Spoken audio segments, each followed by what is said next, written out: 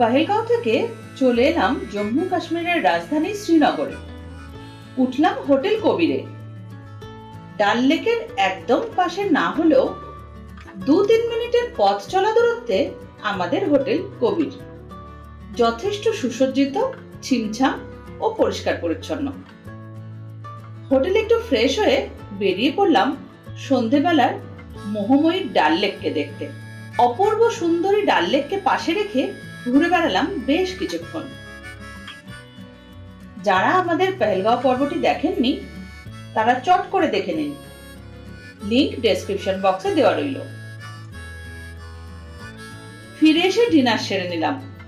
তো চলো, আজকের মতো গুড নাইট।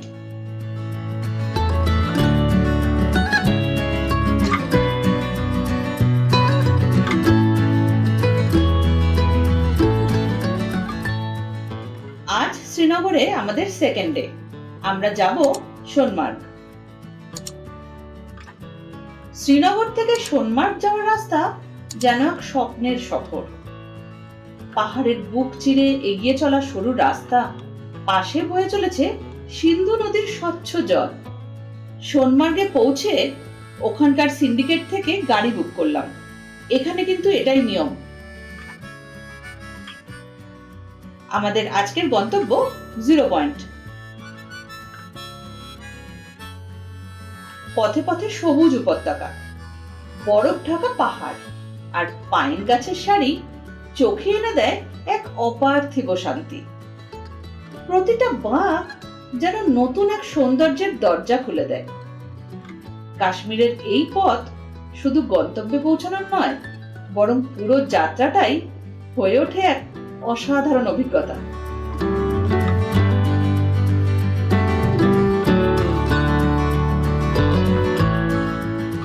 শ্রীনগর থেকে 82 কিলোমিটার উত্তর পূর্বে অবস্থিত কাশ্মীরের আর এক স্বর্গ সোনমার্গ। এপ্রিল মে মাসে সোনমার্গ তার রূপের ডালি উজাড় করে দেয় পর্যটকদের কাছে। শ্রীনগর থেকে সোনমার্গ যেতে পথে পড়বে গান্দেরবল, কঙ্গন, গুন্দ প্রভৃতি ক্ষুদ্র ক্ষুদ্র পাহাড়ি জনপদ। আর পুরো পথটাই সাথে থাকবে দামাল সিন্ধু নদ। পাইন, ফার, বার্চ আর দূর দূরান্তের পাহাড় শ্রেণীর শোভা দেখতে দেখতে আপনি মোহিত হয়ে পড়বেন। চারপাশের পাহাড় আর সোনালী ঘাসে ঢাকা সোনমার্গ নিয়ে জনশ্রুতি রয়েছে যে উপত্যকার কোথাও এক কূপ আছে যার জলে সোনালী রং ধরে উপত্যকায়। এই জন্যই নাম সোনমার্গ, অর্থাৎ সোনালী উপত্যকা।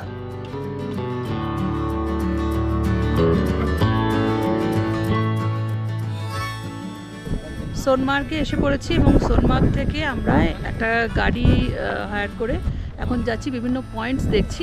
তো 0 পয়েন্ট যাব, তার মাঝে এটা কাশ্মীরের লাস্ট গ্রাম সার্কেল। তো সেখানে আমাদেরকে দাঁড় করিয়েছে। তো এখান থেকে সিন্ধু নদী বয়ে যাচ্ছে, অপূর্ব নীল তার রং, আর পিছনেই দুধ সাদা একদম বরফাচ্ছিত আমাদের হিমালয় পর্বত।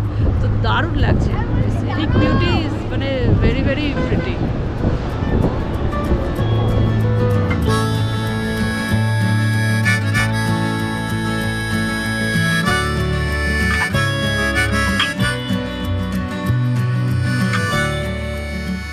সোনমার্গ থেকে পায়ে পায়ে বা ঘোড়ায় চেপে পৌঁছে যাওয়া যায় খাজিয়ার হিমবাহের কোলে। শীতের সময় এখানে বরফ নিয়ে মেতে ওঠে সবাই। জুন থেকে অক্টোবর মাসে চা খাবারের দোকান বসে হিমবাহের কাছে। মন ভরে ছবি তুলুন, আর ইচ্ছা হলে চায়ে চুমুক দিন, যতবার ইচ্ছা।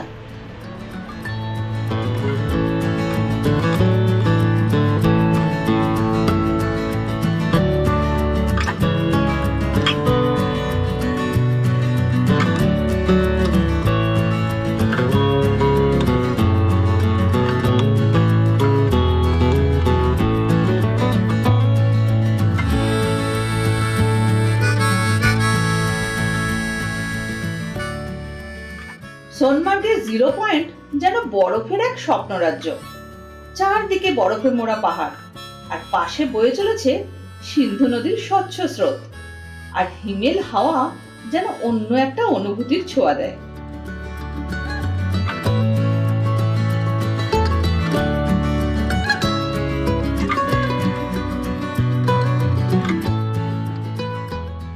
রাস্তার ধারে ছোট ছোট খাবারের স্টলে গরম চা, ম্যাগি আর কাশ্মীরি স্বাদের আনন্দ ভ্রমণকে আরো বিশেষ করে তোলে।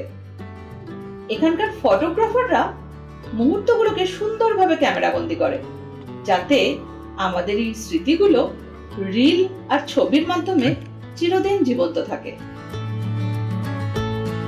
আমরা এসে পড়েছি সোনমার্গের 0 পয়েন্টে। তো কালকেই ফ্রেশ বরফ পড়েছে, চতুর্দিকে পাহাড়ে বরফ।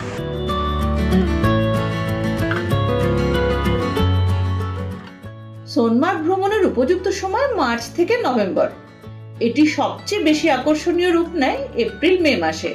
তবে যারা স্নোফল দেখতে কাশ্মীর যেতে চান তাদের জন্য কিন্তু ডিসেম্বর থেকে ফেব্রুয়ারি হচ্ছে বেস্ট, কারণ এই সময়টাই কাশ্মীরে সব থেকে বেশি স্নোফল হয়।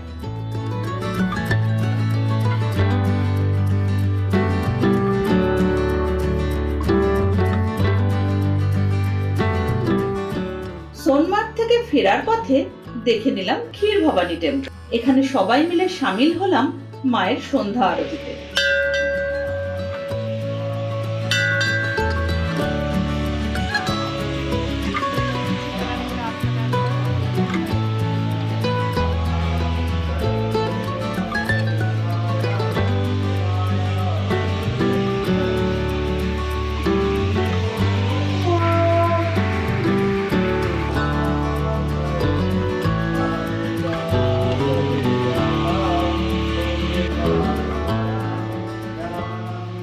এখন সন্ধ্যেবেলা আমরা 0 পয়েন্ট থেকে ফেরার পথে এসে পড়েছি মা ক্ষীর ভবানী টেম্পলে।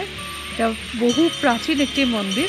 এখানে মা রাগন্না উনি পূজিত হন। অ্যাকচুয়ালি উনি দেবী দুর্গারই একটি রূপ, এবং কথিত আছে এখানে মায়ের এখানে একটা স্প্রিং আছে যেখানে জল আছে। যখনই আমাদের কোনো সংকট আসে পৃথিবীতে, কোনো মহামারী বা কিছু, তখন ওই জলটা কালো হয়ে যায়।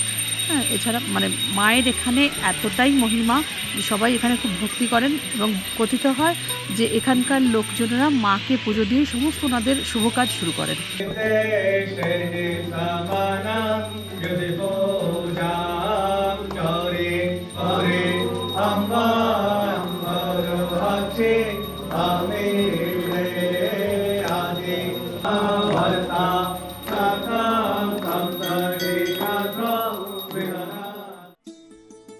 Good morning. আজ থার্ড ডে শ্রীনগরে। আমরা দেখে নেব আজকে শ্রীনগরের সব বিখ্যাত গার্ডেনগুলো। কাশ্মীরের বাগিচা বা মুঘল গার্ডেন শ্রীনগরের ডাল লেকের তীরে অবস্থিত, যা তাদের অনন্য ফার্সি শৈলী আর সুন্দর টেরেস, জলের ফোয়ারা আর চিনার গাছের জন্যই পরিচিত। শালিমার বাগ, নিশাদ বাগ, চশমে শাহী এইসবই হচ্ছে এখানকার প্রধান 3টে ফেমাস গার্ডেন, যা মুঘল সম্রাটরাই তৈরি করেছিলেন। আমরা এখন চলে এসেছি শ্রীনগরের ডাল লেকের পাশেই পরিমহলে। এটি শাহজাহান তৈরি করেছিলেন। তো মুঘল গার্ডেনের মধ্যে one of the famous garden হচ্ছে পরিমহল। এর 7 টেরেস এটা একটা গার্ডেন। তো চতুর্দিকে ফুল, এত সুন্দর সুন্দর তাজা তাজা ফুল হয়ে রয়েছে, দেখতে খুব ভালো লাগছে। আর এখানে এলে প্রত্যেকটা টেরেসগুলোকে যদি আমরা যাই দেখি, এক এক জায়গায় এক এক রকমের সৌন্দর্য, দেখে খুব ভালো লাগছে। পরিমহল দারা শিকড় নির্মিত একটি প্রাচীন জ্যোতিষশাস্ত্র কেন্দ্র, যা থেকে ডাল লেকের অপূর্ব দৃশ্য দেখা যায়।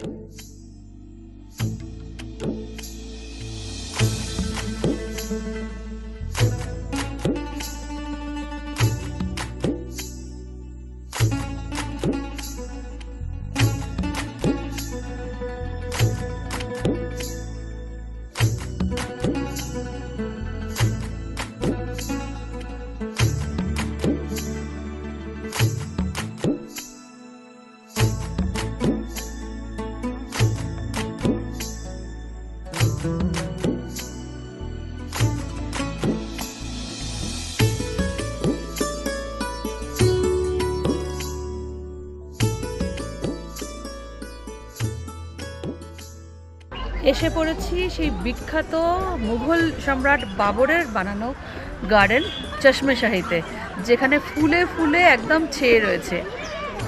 এত অপূর্ব এখানকার দৃশ্য যে চোখ বন্ধ 1 সেকেন্ডের জন্য রাখা যাচ্ছে না। ফুলের দিকে তাকিয়ে রয়েছি, ফুলেরা যেন আমাদের দিকে তাকিয়ে হাসছে।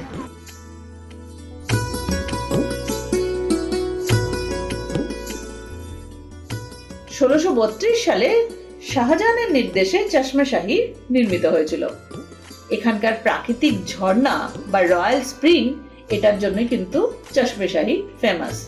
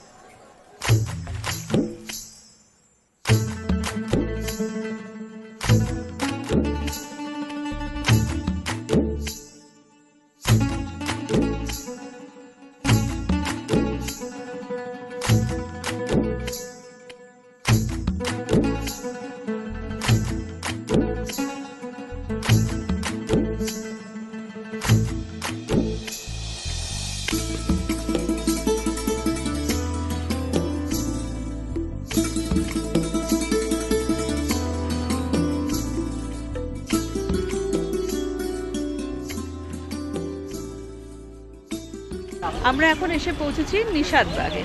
এটা হচ্ছে এমপ্রেস নূরজাহান, ওনার যে ভাই ছিল আসাফ জাহ, উনি এটা তৈরি করেছিলেন, যিনি আবার ছিলেন আমাদের শাহজাহানের ফাদার ইন ল।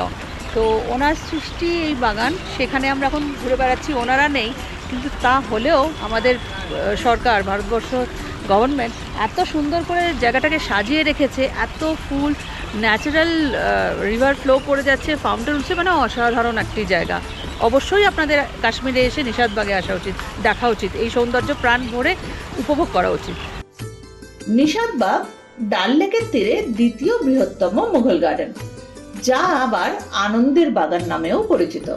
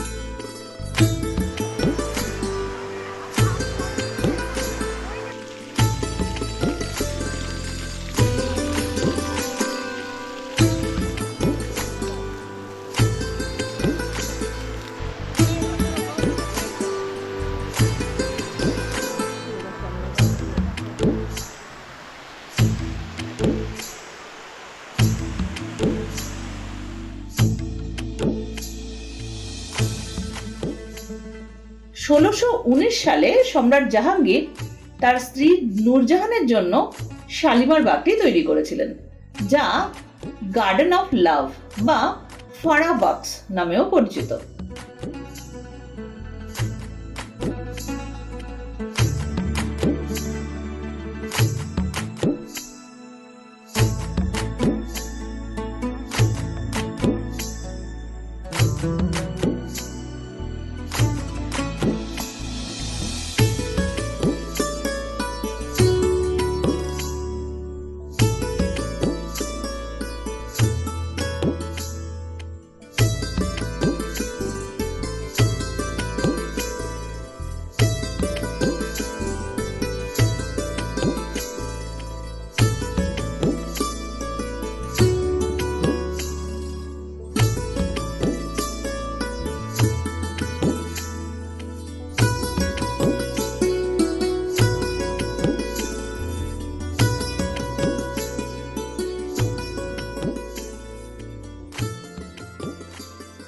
সমস্ত গার্ডেনগুলো দেখে লাস্টে এসে পড়লাম কাশ্মীরের বুকে লুকিয়ে থাকা একটি স্বপ্নের বাগান, যার নাম বাদাম বাড়ি।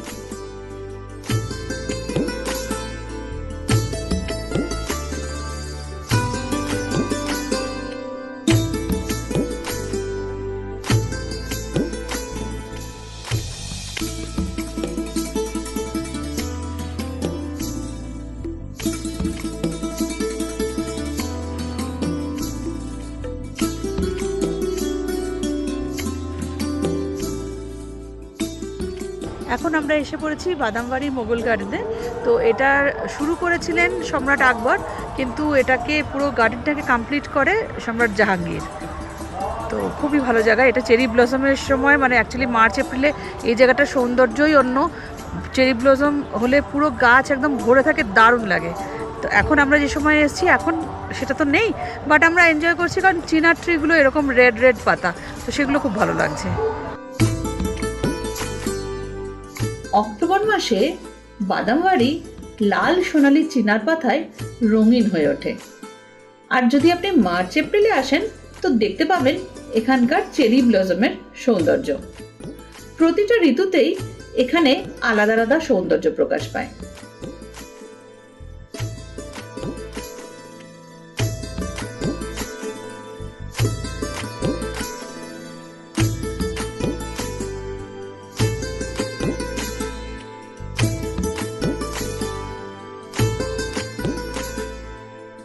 আমাদের কাশ্মীর ভ্রমণ যদি ভালো লাগে তো প্লিজ একটা লাইক আর কমেন্ট করে আমাদেরকে জানাতে ভুলবেন না।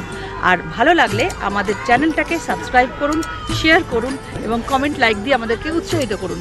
দেখতে থাকুন আমাদের চ্যানেল ভালোবাসি বেড়াতে, সঙ্গে থাকুন।